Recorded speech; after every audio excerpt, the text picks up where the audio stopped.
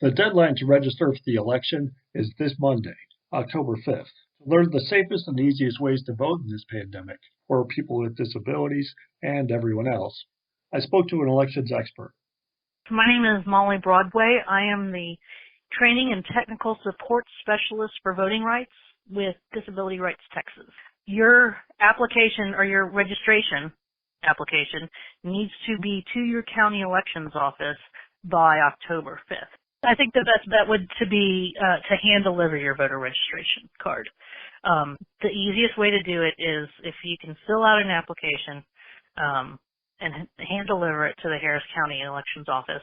And I'm sure that they may have some drop-off locations, or if you can get in touch with a volunteer deputy registrar, and those are people who are sworn in and trained to register individuals to vote, and they can take your voter registration card and deliver it to the voter registration office for you.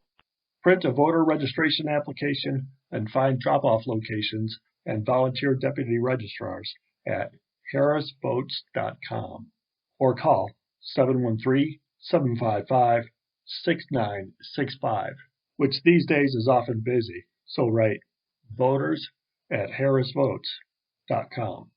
As far as voting by mail, now who is qualified? I think there's some confusion. There are a few different categories of people, but can you run that down, please? Yes. So there is a lot of confusion, but I can answer it pretty simply. The eligibility guidelines to vote by mail are the same as they've always been. And so that means if you would like to vote by mail in the state of Texas, you must be age 65 or older, plan to not be in your county of residence when it's election time, so during early voting and election day, and then you can have the ballot mailed to wherever you're going to be. So 65 or older, out of the county on election day, you must have a disability, or you can be in jail, confined in jail, just not convicted of a felony.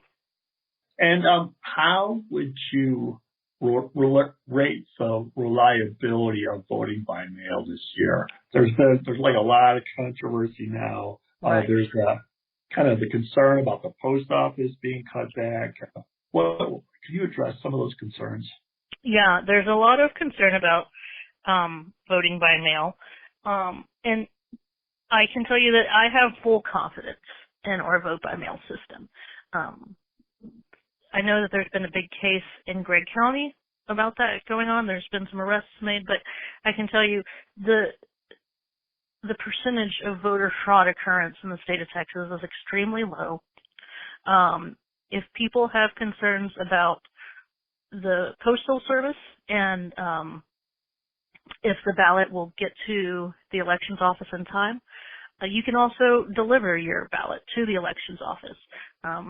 There have been rules that are typically used that have been waived for people to come deliver that ballot to the office. So you have the ability to do that. And keep in mind, it must be the voter who turns in their ballot, not a friend or a family member. Yeah, so it must be that person, and you need to kind of prove that you are who you say you are. So if you have a valid form of ID, I would bring that with you to say, hey, I'm Molly, here's my ID, and here's my ballot. You must apply for ballot by mail. Applications must be received, not postmarked, by October 23rd. Go to harrisvotes.com. Another option for the sick or disabled is curbside voting. So curbside is available at every polling site in the state of Texas, and you're eligible to curbside vote if you have a physical disability that prevents you from going into the polling site, or if the polling site itself is not physically accessible. You can access curbside voting all the time. So what I recommend for individuals to do is, if you plan on voting curbside, I would contact the Harris County Elections Office. Just let them know that you plan on voting via curbside, and you are going to arrive in this kind of car at this date and time at this polling site. That way, if poll workers get really busy, they kind of have, or, they're just swamped or focus on something else, they always have in the back of their mind, oh, Molly has an appointment at this time to come curbside vote. We're going to go make sure she's there or not. And so when you curbside vote, know that you can come and you can access, you can go and pull up to the parking spot. Usually it is in an accessible parking spot. And so you'll pull up and hopefully you have already alerted the poll workers at your polling site, or if there's a phone number to call, that would be great. If you're sick at home or hospitalized, you can look to cast an emergency ballot. With a doctor's order, you can appoint someone who will bring you a ballot to complete and then deliver it for you to the polling place. Go to harrisvotes.com for info. Election workers will be wearing masks and cleaning down surfaces, but masks are not required on voters.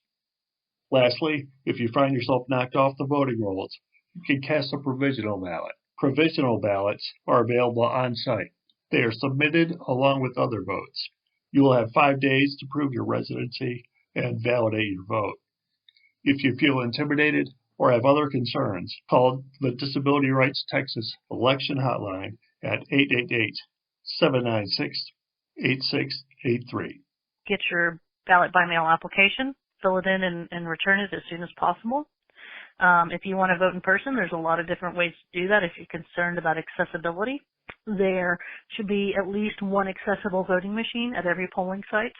And you can always ask the poll workers for assistance or bring your own assistant of your choosing, as long as it's not your boss or your union representative.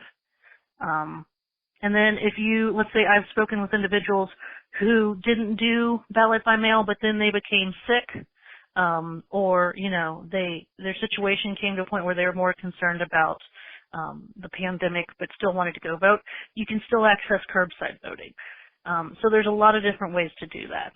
But overall, I encourage you to vote, no matter what you do. And if you need assistance in doing that, contact a family member, a friend. You can call the Disability Rights Texas Voter Hotline, and we will do what we can to help you accomplish that goal. Beforehand, yes. Okay. And I would encourage you to make a plan as well. I'm encouraging individuals to make a plan. So figure out how you're going to vote.